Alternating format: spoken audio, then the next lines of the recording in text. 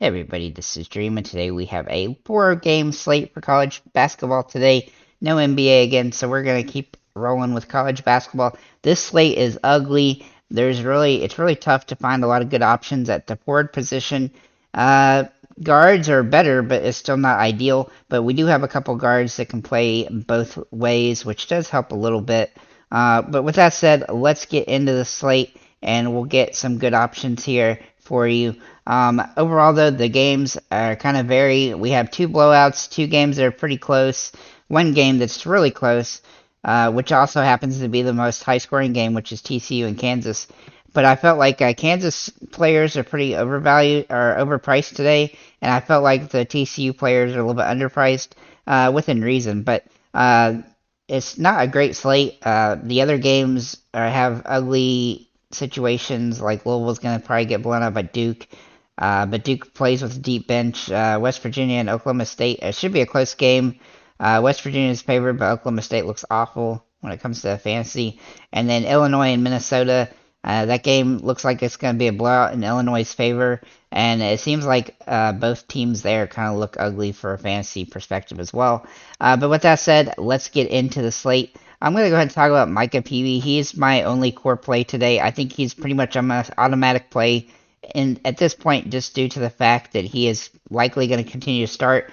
As he started the last 3 games, he's been over 18 fantasy points in all of those, making him a solid player as long as he starts. He's also got a tight game here against Kansas, and he has some upside as a result of that, plus it being the highest scoring game on the slate.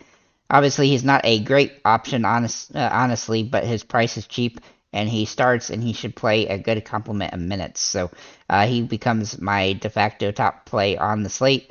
Then we're going to look at L. Ellis for Louisville against Duke. Now, this is a tough matchup, obviously, but he's the best player on Louisville. And while they keep losing, he keeps putting up big numbers. He's got a good ceiling. The risk here is a tougher matchup, and he really hasn't had a very good game in some of these really good teams. Even against, average teams, he's been sometimes lackluster, but he's had some good. He has some good upside in the situation. His floor is just really, his floor is really low. So do keep that in mind. As such, the way Louisville has played all season long. Then we're going to look at Dejon Harris for Kansas. Now, he has a good upside here, but again, a low floor. Like a lot of the players on this slate, he has a low floor. And of course, Kansas players do seem a little bit overpriced. But he has been good in the last 5 games, sporting 4 games over 28 fantasy points. He has tendency to have big games. And then he has tendency to have games where he doesn't score many baskets at all. He's even had some zero actual points in some games. But he does get some assists and stuff like that helps him. And when he does score, he tends to be really good for fantasy. So it's a little bit risky, but and he has a pretty low fantasy points per minute. But that's just because some games he doesn't really shoot much. So we'll have to wait and see. But honestly, a small slate like this, he's probably worth the risk today, especially at a pretty reasonable price, while most of the other Kansas players seem overpriced. And then we're going to look at West Virginia's Kedron Johnson at $5,800. He looks pretty good on paper here, though he does have a really low floor. He has played pretty well as of late. He's had some big games, but his minutes are a concern, since several games throughout the season he'll randomly play under 18 minutes. But if he plays good minutes, he should be fine here. So he's a guy that I like. I just don't love him because he is a little bit inconsistent in the minutes department. But I do think he has some upside as a result of the situation. Toussaint for West Virginia also looks very interesting today. At $4,300, he's almost a guy that you could knock in there, except for the fact there's really not a ton of expensive plays to want to use on the slate, really. And so it may not make a ton of sense to utilize him, but he does have some pretty decent ceiling, and he's pretty safe from a perspective of a floor. He's had some sub 10 fantasy point games, but on the season, but he usually gets over 10 at least, and that is good enough usually on a slate like this. But again, he is still a little bit risky, especially if you're trying to figure out who to pay up for, because there's just not a lot of expensive players that really look all that great, with the exception of the next guy I'm going to talk about, which is Jalen Wilson for Kansas. Obviously, he is priced way high But he does have a decent ceiling, which does make him worth a look here, especially on a small slate where there's actually a decent amount of value available, even though they're all pretty risky. He is worth a look here. Last time he played, he also scored 42 fantasy points against TCU. But again, and this game should be high scoring and close, and that will give him an advantage. But his ceiling is really good. His floor, though, is pretty low, which isn't ideal for a guy that you're paying $9,500 for. He's also not a guy that gets a lot of double doubles, so that hurts him a little bit. Then we're going to look at Matthew Mayer. Now, as far as players that are over $8,000, he's probably the best one based on his fantasy output. He's been playing pretty well as late, and he does have the big time upside, obviously, with his price being cheaper than most other players with his similar upside. Though no one has a real safe floor on this slate, and his team is favored to win here by a lot, which is a little bit of a risk. But he's had a really big game against Minnesota before, so I look for him to potentially have another big one like that. I think it was around 40 fantasy points in that first matchup. So we'll have to, he is a little bit risky because of the situation, but he does get good rebounds as well, so that helps him. And he sometimes gets big block games.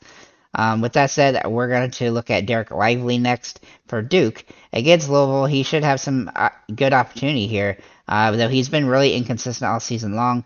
But he's the type of player that if I need $6,900 or less for a utility option, him and Dejon Harris for Kansas both look like good options to fit that kind of role on your lineup. But he's not a must-play by any stretch of the imagination. He's got real inconsistencies. But he does have a pretty good fantasy point per minute. So as long as he plays a good amount of minutes, he has some decent upside as a result. Then we're going to look at Emmett Matthews for West Virginia at $5,600. It seems just like nobody at Ford is very ideal here, but he has a decent ceiling, and he does have a low floor, but his team is projected to win a pretty tight game, and even though it's one of the better scoring games on the slate, he does have that low floor where, a 15 fantasy point game is possible, and that does carry some risk at his price tag. I wish he was a little bit cheaper, but he still has some pretty good upside for that situation. However, he does come in at a paltry 0.63 fantasy points per minute, and obviously that's because some games he really doesn't do a whole lot. Then we're going to look at Charles O'Bannon for TCU at $4,500. He's been moved to the bench and his price has dropped and his floor is pretty low, but he has been solid versus Kansas in his 6 games in his career. He's been over 12 fantasy points in all of the games against him in his career, and he was even pretty decent with 12 fantasy points in 18 minutes the last time they played. He's not somebody that's really going to blow you off the table or anything. He doesn't have a super high ceiling, and he's been playing pretty paltry as of late, but he's been solid for most of the season, and with his price being reduced, I think it does give him some, utility availability here on this particular slate. Obviously, this slate kind of just not ideal by any stretch of the imagination. It's going to require a lot of chances here, and like I said, there's not a lot of great options, just in general. If you look at the more expensive players, none of them really jump off the table as great plays, and even in the mid-level players, it's hard to find a lot that just make you extremely happy based on the situation. So with that said, guys, tread light today probably, but thank you guys for liking, commenting, subscribing. If you have any comments or questions, feel free to leave them below, and have a nice day, guys.